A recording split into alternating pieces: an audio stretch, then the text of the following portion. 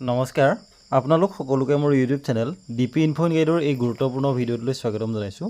ছাৰ্ভেয়ৰসকল, এই ভিডিঅ'টোত শিক্ষা সেতু এপৰ বিসংগতিৰ সন্দৰ্ভত অসমৰ মাননীয় মুখ্যমন্ত্ৰী মহোদয়ে ঘোষণা কৰা কেইটামান অত্যন্ত গুৰুত্বপূৰ্ণ কথা শ্বেয়াৰ কৰিব খুজিছোঁ।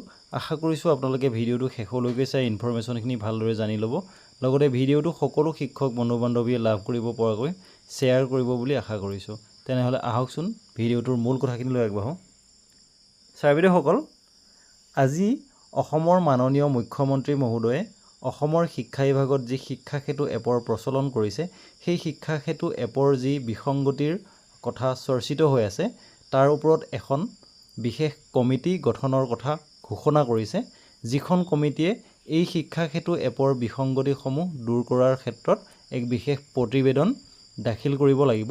আৰু গৰম বন্ধ মাহটোত অৰ্থাৎ গ্ৰীষ্ম বন্ধৰ মাহটোত শিক্ষকসকলে যি সমস্যা ফেচ কৰি আছে, এই শিক্ষা সেতু এপত তেওঁলোকে যি অসুবিধাৰ সন্মুখীন হৈ আছে, এই গোটেই অসুবিধা তথা সমস্যাসমূহ প্ৰতিবেদন আকাৰে অৰ্থাৎ লিখিতভাৱে ঊৰ্ধ্বতন কৰ্তৃপক্ষক দাখিল কৰিবৰ কাৰণে কোৱা হৈছে, যাতে এই বিশেষ কমিটিখনে শিক্ষা সেতুৰ এই বিশেষ বিসংগতিসমূহ দূৰ কৰাত বিশেষ পদক্ষেপ গ্ৰহণ কৰিব পাৰে। আৰু এই বিশেষ কমিটিখনৰ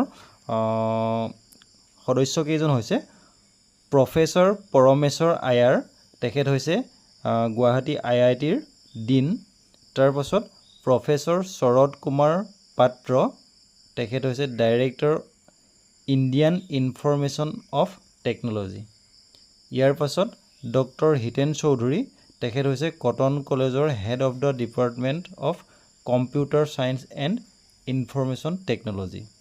ইয়াৰ পাছত ডাইৰেক্টৰ অফ এলিমেণ্টাৰী এডুকেশ্যন, তেখেত থাকিব মেম্বাৰ ছেক্ৰেটাৰী হিচাপে। গতিকে গৰম বন্ধৰ মাহটোত শিক্ষকসকলে তেওঁলোকে শিক্ষা সেতু এপত যিসমূহ সমস্যাৰ সন্মুখীন হৈ আহিছে, সেই সমস্যাসমূহ লিখিতভাৱে দাখিল কৰিব পাৰিব।